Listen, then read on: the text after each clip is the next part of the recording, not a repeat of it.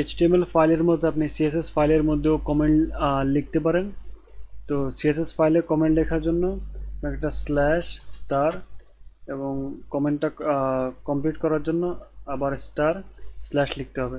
তো এর মধ্যে আপনি যাই কিছু লিখবেন সেটা কমেন্ট হিসেবে সিএসএস ফাইল ধরে নেবে এবং এটাকে স্টাইলের অন্তর্ভুক্ত করবে না। এটা হচ্ছে সিঙ্গেল লাইন কমেন্ট। আপনি যদি মাল্টিপল লাইন কমেন্ট লিখতে চান একইভাবে slash star multiple line comment এবং সেটা ক্লোজ করার জন্য স্টার স্ল্যাশ। সিএসএস এর মধ্যে বেশ অনেকগুলো সিলেক্টর আছে বা সিলেক্টর টাইপ আছে। আমরা মোটামুটি অনেকগুলো সিলেক্টরই আমরা দেখব। তো শুরুতে আমরা যে সিএসএস সিম্পল সিলেক্টরগুলো আছে সেগুলো দেখি।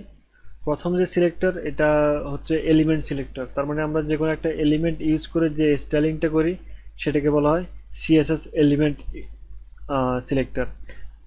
আমরা এখানে h1 ট্যাগটাকে ইউজ করে একটা স্টাইল লিখব, h1 কালার রেড। আমরা যদি ব্রাউজার রিফ্রেশ করি তাহলে সেটার হেডিং 1 কালার রেড। এটা হচ্ছে এলিমেন্ট সিলেক্টর। কারণ আমরা যদি আরেকটা হেডিং এখানে লিখি h2 হেডিং 2, এটাকে আমরা এলিমেন্ট ইউজ না করে অন্যভাবে স্টাইলিং করব। সেটা হচ্ছে সিএসএস আইডি সিলেক্টর ইউজ করে। এখানে একটা আইডি লিখতে হবে, আইডির একটা ভ্যালু দিতে হবে হেডিং 2।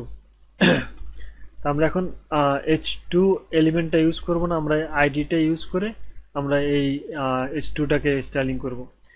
আমরা এখানে এক্সকিউজ মি, তো আইডি লেখার জন্য সিএসএস এর মধ্যে হ্যাশ সাইন ইউজ করা হয়। তারপর আপনি আইডিটা লিখবেন হেডিং 2 কালার গ্রিন। আমরা যদি ব্রাউজার রিফ্রেশ করি তাহলে আমরা এখানে দেখছি হেডিং 2 গ্রিন কালারের। আরেকটা যেটা হচ্ছে সিম্বল সিলেক্টর, সেটা হচ্ছে ক্লাস সিলেক্টর। এটা অনেকটাই আইডির মতন।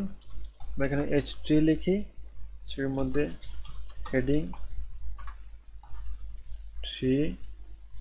এখানে আমরা আইডির পরিবর্তে ক্লাস লিখব, ক্লাস হেডিং 3। আমরা একইভাবে আইডির মতো আমরা এই হেডিং 3 ইউজ করে আমরা এটাকে স্টাইলিং করব। শুধু একটাই তফাৎ, সেটা হচ্ছে আমরা হ্যাশ সাইনের পরিবর্তে ডট ইউজ করব, ডট হেডিং 3 কালার ব্লু। এখন আমরা দেখতে পাচ্ছি হেডিং 3 কালার ব্লু।